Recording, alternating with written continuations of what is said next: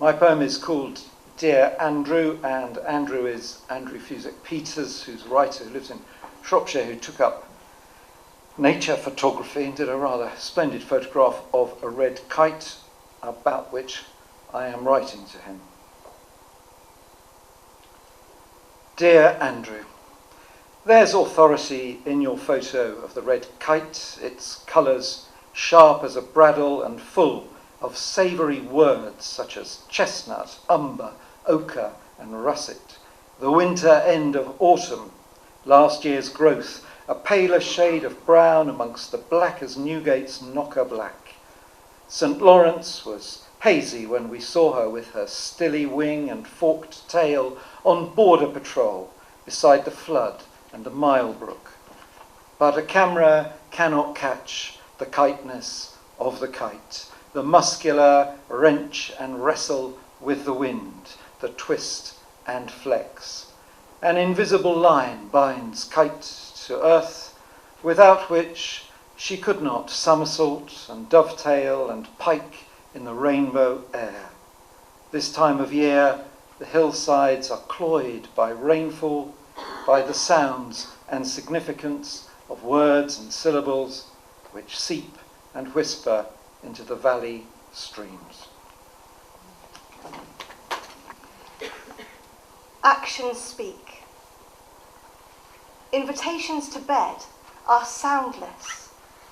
That moment on the moor, when the shrill wind shushes and the trees pull their creaks into their heartwood and watch the rooks touch beaks on their branches. Those invites laden with wetness, caught in a sudden cloudburst, goose skin and clinging gingham, the second-hand copy of Hwaet's poetry discarded on the picnic blanket. Suggested with a glance, and that subtle change of expression, the invite without words, flick of the lace fan, a handful of flowers, roses of course, always the rose red and bed. You know the kind of invites I mean, when the eyes become deeper pools and you feel the slick pull, the fascination that drowning holds, seaweed wrapped around the legs, and the blackness coiled waiting like a crumpled night sky that reflects a cavernous sea lit only by those strange electric fish, and you say, you talk too much, and kiss me to stop the words boil from my tongue as I try to cling onto everything, pinning moth-wing letters down in my collection book.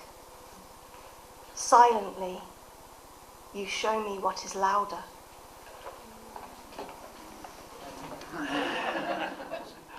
In 1999, Joe Bell and I jointly stewarded the African poet Jack Mpanje at the festival, and this tasteful article resulted from it. Jack Mpanje is gobsmacked. His audience is homeward bound, well entertained. He's done his bit, he's back in hospitality, a slice of this, a slice of that, and Jack's in clover, conversational, transparently impressed. They've closed the streets for poetry, he says, and he is not far wrong. The festival's en fete, traffic diverted, barricades in place. A salsa band has just erupted Trojan style from a pantechnicon. Mood music storms the town. The pubs are full, hip-swinging crowds congest the thoroughfare. Big mamas sway, cool Judes gyrate. Babies with bulging eyes are held aloft to view the spectacle. Gangs of small boys rushed to and fro, demented ferrets wriggling through the adult mass. Somewhere next week, next month, maybe even next year, on tour in Africa or at some arty-farty South Bank bash, the mention of a small West Midlands town will jog Jack's memory. He'll slap his thighs, his chest will heave, he'll roar, "Ah, Ledbury!" that's where they close the street for poetry. Good night.